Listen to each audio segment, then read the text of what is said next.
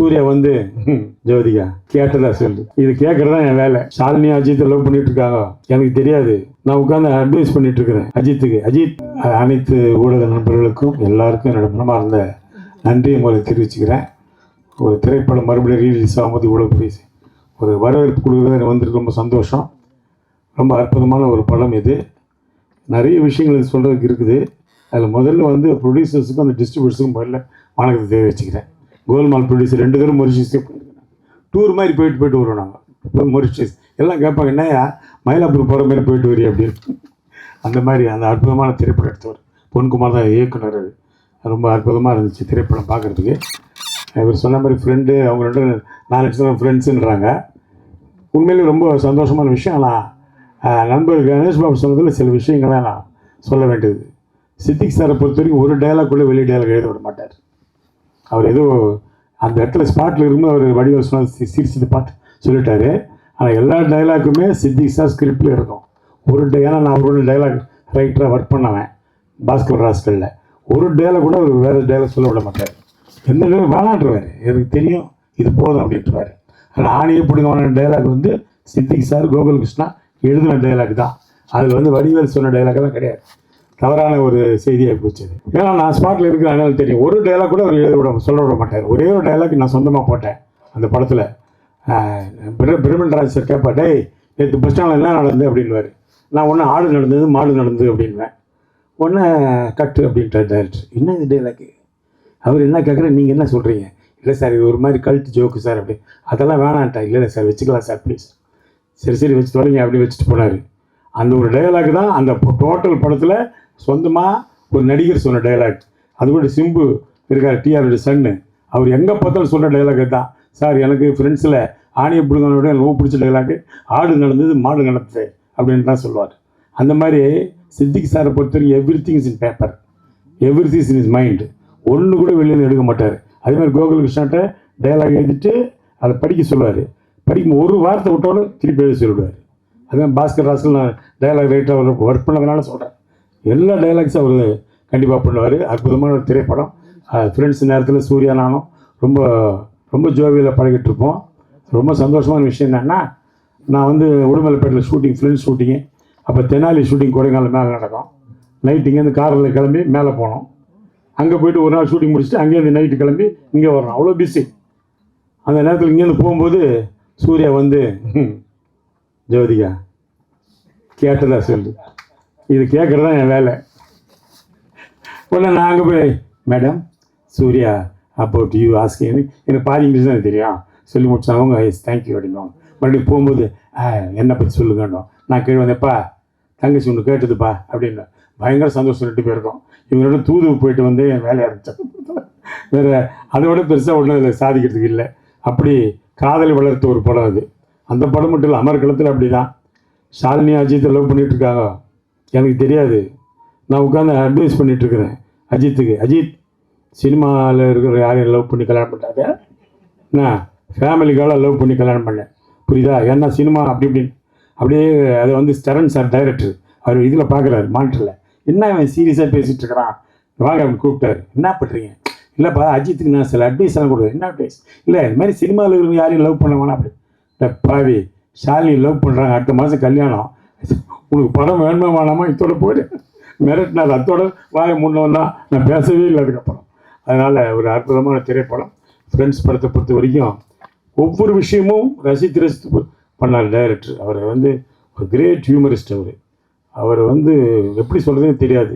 அப்படி ஒரு டைரக்டர் இழந்தது எங்களுக்கெல்லாம் மாபெரும் இழப்பு.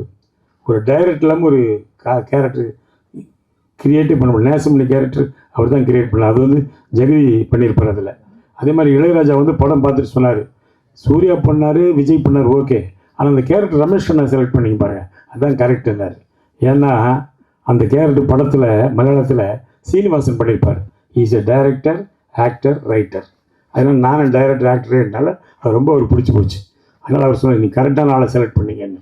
அந்த மாதிரி நிறைய விஷயங்கள் வந்து அதில் ஃப்ரெண்ட்ஸில் நமக்கு பாதி. இப்போ பாருங்கள் 23 வருஷம் கழித்து மறுபடியும் அந்த படம் ரிலீஸ் ஆகுது, ஒரு பெரிய ப்ரெஸ் மீட்டு எல்லாம் வைக்கிறோன்னா அது ஒரு நமக்கு ஒரு காட்ஸ் கிஃப்ட் தான் இல்லையா? யோசிச்சு பாருங்கள். நிறைய பேர் வருந்தாலும் சொன்னாங்க, நான் ஸ்கூலில் படிக்கும்போது பார்த்தேன், இப்போ தான் தெரியும் நிறைய பேர் ஸ்கூலில் படிச்சிருக்காங்க. அந்த விஷயம் எனக்கு இப்போ தான் வெளியில் லீக் ஆகுது. ஏன்னா எல்லாம் சின்ன பசங்க பார்த்து பூரா ஏன்னா நம்மளை பார்க்கும்போது அப்படி பெருசாக பார்க்குறாங்க. இவர் என்ன இப்படியா இருக்கிறாரு, இன்னும் அவர் வயசாக மாட்டேங்குது கிண்டல் பண்ணிட்டு போகிறாங்க பசங்க. நான் இந்த மாதிரி சட்டையை போட்டால் வீட்டில் திட்டுறாங்க, சார் வயசு ஆயிடுச்சுல்ல இன்னும் இந்த மாதிரி சட்டையை போடுற, இல்லைம்மா ஒரு கிளாமருக்கு போடுறேன் அப்படின்னு. அதனால் நல்ல ஒரு படம், திரைப்படம் என்றைக்குமே இருக்குது. அந்த காலத்தில் நாங்கள் சினிமாவுக்கு வர்ற காலத்தில் என்னை கேட்பாங்க உங்களுக்கு பிடிச்ச காமெடி படம் என்னன்னு. காதலுக்கு நேரமில்லை, ஊட்டி வர ஒருவன்னு சொல்லுவோம். அந்த 2 படம் தான் இப்பவும் பார்த்தாலும் எவ்வளோ வேணால் சிரிக்கலாம். அது மாதிரி இப்போ சிரிப்பதற்கான ஒரு படம்னு பார்த்தா ஃப்ரெண்ட்ஸ் தான். இப்போ நான் ஷூட்டிங்லாம் போகும்போது எங்கன்னா வெளியே அவுட்டோர் போகும்போது கேட்பாங்க, என்ன சார் ஒரு காமெடி படம் பண்ண மாட்டேன்றீங்களா சார், சிரித்து ரொம்ப நாளாச்சு சார், தியேட்டருக்கு வந்து அப்படியே சார் உயிர் எடுக்கிறீங்க. நான் சொன்னேன் அப்படி தான்ப்பா ஆகிப்போச்சு, மாறி போச்சு. ஏன் சார் நீங்கள் டைரக்ட் பண்ணக்கூடாதுன்னாங்க. நான் சொன்னேன் டைரக்ட் பண்ணலாம், ஆனால் டைரக்ட் பண்ணலாம் இந்த காலத்தில் ட்ரக்கு விற்கணும், இல்லைன்னா துப்பாக்கி புதுசாக கண்டுபிடிக்கணும், இது பண்ணால் கதை பண்ண முடியும். அப்படி ஆகிடுச்சு. இப்போது நல்ல ஒரு கதை சென்டிமெண்ட்டு சிரிப்புன்றதெல்லாம் கிடையவே கிடையாது. அதனால் இந்த படம் நிச்சயமாக தியேட்டரில் பெரிய லெவலில் போகணுன்னு இறைவனை வேண்டுகிறேன். அது சொல்லணுன்னா நிறைய விஷயம் இருக்குது. இந்த கடிகாரம் உடைக்கிற சீன் இருக்கு இல்லையா, அந்த சீனில் கடிகாரம் உடைச்ச உடனே விஜயோ சூர்யாவோ சிரிச்சிடுவாங்க, அவ்வளோதான். அது மறுபடியும் அசம்பிள் பண்ணுறதுக்கு கிட்டத்தட்ட ஒரு 1/2 hour ஆகும். மறுபடியும் எடுத்து மறுபடியும் ரெடி பண்ணி போட்டோடனே ஐயோ பிடிக்கலன்னா டம்மல் உடஞ்சோன்னு சிரிச்சிடுவாங்க. இப்போ கூட படம் பார்த்தீங்கன்னா விஜயும் சூர்யாவும் அப்படி திரும்பி நின்று சிரிச்சிட்டு இருப்பாங்க பார்க்குறதுக்கு. அதனால் அந்த படம் அந்த ஷாட்டுக்கு அவ்வளோ நேரம். அதே மாதிரி வடிவேலுக்கு தலையில் சுற்றி போட்ட ஷாட் ஒரு காமெடி.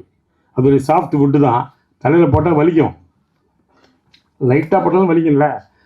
டைரக்டர் டைலாக் ஆகிட்டார் கோகுல்கிருஷ்ணா, நடு மண்டல் நச்சுன்னு போட்டான்னு. அது நடு மண்டல் விழ மாட்டேங்குது, இங்கே விழுது இங்கே விழுது. அவன் வடிவேல் கேட்குறேன், டேய் என்னடா வேணுட்டே பண்ண, டேய் நானா பண்ணுறேன், அது தானே அப்படி உழுதுப்பா, அது சாஃப்ட் வுட்டு ஸ்டெய் வெயிட்டாலாம் டக்குன்னு போகும், இது சைடில் போகுது. அது மாதிரி நடந்தது. அதேமாதிரி விஜய் சார் வந்து ரொம்ப அற்புதமாக பழகுவார். அந்த ஷூட்டிங் வர்ற வரைக்கும் எங்களுக்கு தெரியாது. நம்மளாம் போய் முதல்ல டைலாக்லாம் கேட்டுக்கிட்டு அப்படி பண்ணிக்கிட்டு இப்படி பண்ணிவிட்டு என்னமோ அதை ப்ரிப்பேர்லாம் பண்ணிகிட்டு இருக்கோம்ல, அவர் அதெல்லாம் பண்ண சைலண்ட்டாக இருப்பார். வந்து ஸ்பாட்டில் நடித்தாருன்னா அற்புதமாக நடிச்சுட்டு போயிடுவார். அது எப்படி தான் அவருக்கு வர அவர் அந்த பான் கிஃப்ட்னு நினைக்கிறேன் அவருக்கு. அதே மாதிரி ஆமாம் பான் கிஃப்ட் அவருக்கு. அதே மாதிரி டப்பிங் கூட சரி, நான் போனால் ஒரு டப்பிங் ஒரு லூப் வந்து ஒரு 4 தடவை பேசுவேன். ஆனால் அவர் அப்படி இல்லை, ஒரே தடவை பார்ப்பார், கரெக்டாக பேசுவார் டப்பிங்கை. அவர் எக்ஸ்ட்ரானரி ஆர்டிஸ்ட் டப்பிங். அவர் எனக்கு தெரிஞ்ச நடிகர்கள் சிவாஜி நரசிம்மன் மட்டும் தான் அப்படி பேசியிருக்காரு. அவர் மட்டும்தான் ஒரு தடவை போட்டுட்டு அப்படி பார்த்தாருன்னு வச்சுங்களேன், போடுற ரீலன்வார் போட்டால் படைப்பாடலாம் போட்டார்னா ஒரே டைம் தான் கரெக்டாக பேசுவார். அது மாதிரி விஜய் அவ்வளோ அற்புதமான ஒரு நடிகர், அற்புதமான கேரக்டர். அதே மாதிரி ஒரு பந்தாலாம் கிடையாது, எங்களோட ஜாலியாக உட்காந்து பேசுவார், சந்தோஷமாக இருப்பார். எந்த இடத்துலையும் நான் ஒரு ஹீரோ நீ காமெடி அப்படிலாம் பழக மாட்டார். ரொம்ப அற்புதமான ஒரு பழகுகள். அது தேவயானி மேடத்துக்கு சொன்னோம்னா ரொம்ப முதல்ல ஜோதிகா தான் போட்டாங்க அந்த கேரக்டரில், அப்புறம் சிம்ரனை போட்டாங்க, எல்லாம் போயிடுச்சு. அப்புறம் தேவயானி தான் நடித்தாங்க. ஏன்னா அவங்களுக்கு ஒரு லக் இருக்குது, அவங்க எந்த படம் நடித்தாலும் சூப்பர் ஹிட். காதல் கோட்டையில் ஆரம்பித்து ஃப்ரெண்ட்ஸ் வரைக்கும் எல்லா படமும் நடித்த படம்லாம் ஹிட்டு.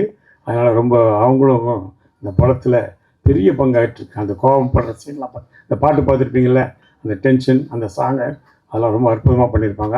அவங்களுக்கு என்னுடைய வாழ்த்துக்களை தெரிவிக்கிறேன். நன்றி.